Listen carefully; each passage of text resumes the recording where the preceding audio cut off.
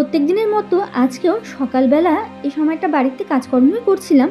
হঠাৎ করে ওর মার চিৎকার চেঁচামেচি আর বাচ্চার কান্নার আওয়াজ পেয়ে দৌড়ে এসে দেখুন বাচ্চাটা ড্রেনে পড়ে আছে, আর ওর মা কিছুতেই ওকে তুলতে পারছে না। কিন্তু এই দৃশ্যটা দেখে আপনাদের অনেকেরই হয়তো খুব ঘেন্না লাগবে যে কীভাবে আমি ড্রেন ঘাটাঘাটি করছি।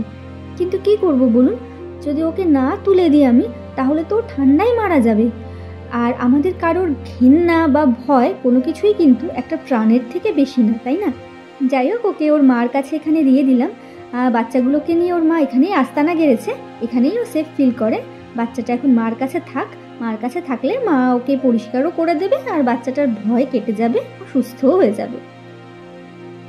Hello everyone, good morning, welcome back to my channel. আশা করি আপনারা সকলে ভালো আছেন। আমার চ্যানেলের নতুন আরেকটা ভিডিওতে আপনাদের সকলকে স্বাগত।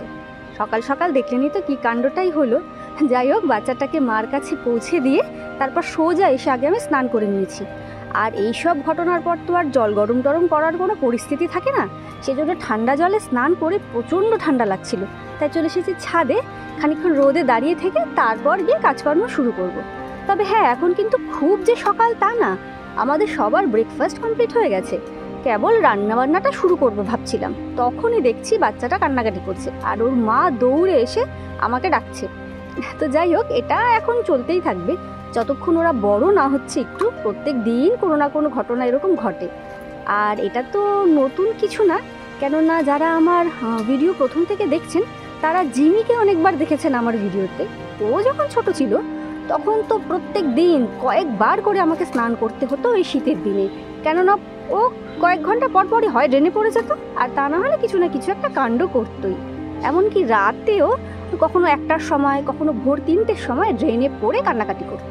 আর এদের দেখুন এত বুদ্ধি, আমি যদি কোনো সময় টের না পাই যে ওদের বাচ্চাদের কোনো সমস্যা হয়েছে, তাহলে ওর মারা এসে আমাকে ডাকাডাকি করতে থাকে, একদম কান্নাকাটি করে আমাকে যে স্পটে ওদের বাচ্চার সমস্যা হয়েছে সেখানে নিয়ে যায়, তারপর ওদেরকে রেস্কিউ করে তখন ওদের শান্তি।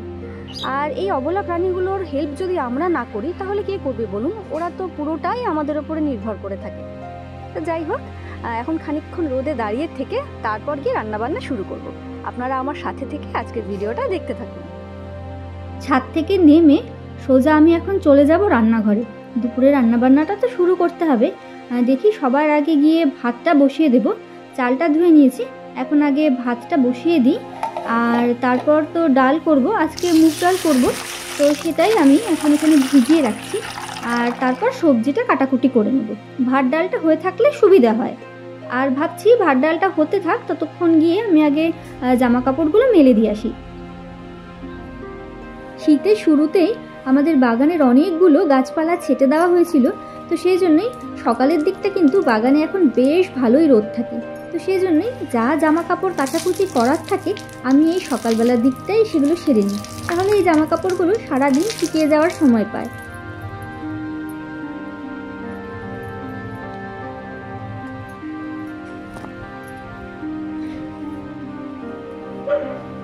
জামা কাপড়গুলো অনেকক্ষণ আগে ধুয়ে রেখেছি, যখন স্নান করলাম তখনই এগুলো ধুয়ে রাখা হয়ে গেছে, কিন্তু তখন এত ঠান্ডা লাগছিল যে আর মেলা হয়নি।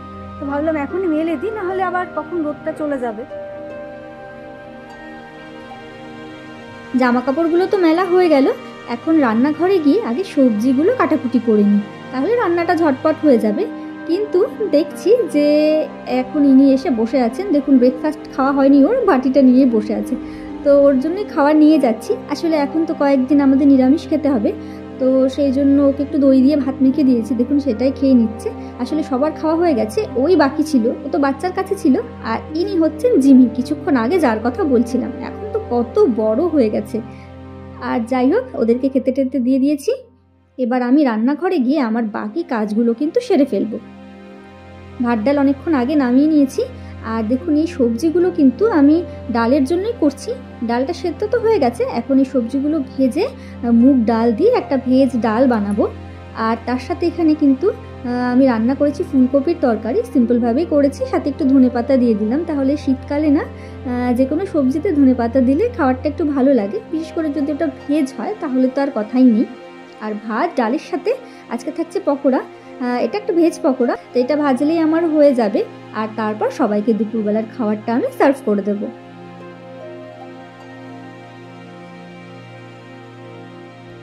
ভেবেছিলাম রান্না বান্না হয়ে গেছে, এখন সবাইকে খেতে দিয়ে তারপর একটু রেস্ট করব, কিন্তু তার আর উপায় নেই, এখন আমাকে ছুটতে হবে হসপিটালে। চলুন আপনাদেরকেও দেখাচ্ছি কেন যেতে হবে এখন হসপিটাল। হঠাৎ করে শুনছিলাম টাইগার গেটের কাছে এসে খুব কাঁদছে। তাড়াতাড়ি এসে দেখি মাথায় কি সাংঘাতিক একটা ক্ষত নিয়ে এসেছে, সেজন্যই ব্যথায় কাঁদছিল। আমি আর এক মুহূর্ত দেরি করিনি, সাথে সাথে রওনা দিয়ে দিয়েছি হসপিটালের উদ্দেশ্যে। কিন্তু কি অদ্ভুত ব্যাপার দেখুন, আমরা কষ্ট পেলে কাঁদি, এটা স্বাভাবিক ব্যাপার, কিন্তু যখন এই অবলা প্রাণীগুলো নিজেদের ব্যথায়, কষ্টে কিংবা খিদের জ্বালায় শীতের রাতে কাঁদে, তখন কিন্তু কিছু মানুষ রয়েছেন যারা এখনও মনে করেন যে ওরা কাঁদলে মানুষের নাকি অমঙ্গল হয়। তখন ওদের কি সমস্যা হয়েছে সেটা দেখা তো দূরের কথা, ওদেরকে তাড়ানোর জন্যই ব্যস্ত হয়ে ওঠেন। যাই হোক, আমি ডাক্তারবাবুর সাথে কথা বলে তারপর সব ওষুধপত্রগুলো কিনে নিয়েছি।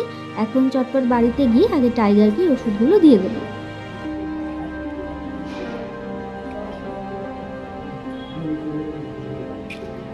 আমি বাড়িতে চলে এসেছি, আর ডক্টর টাইগারকে যে ওষুধগুলো দিয়েছিলেন, মানে যেগুলো খাওয়াতে বলেছিলেন সেটা খাইয়ে দিয়েছি, আর যেটা ক্ষততে লাগানোর ছিল সেটা লাগিয়েও দিয়েছি।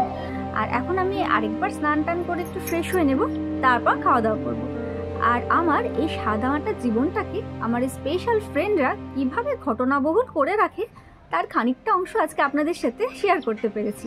প্রত্যেক দিনই কিছু না কিছু ঘটেই, তবে হ্যাঁ, সবসময় তো আর হাতে ক্যামেরা থাকে না, তাই সব কিছু আপনাদের সাথে শেয়ার করাও হয়ে ওঠে না।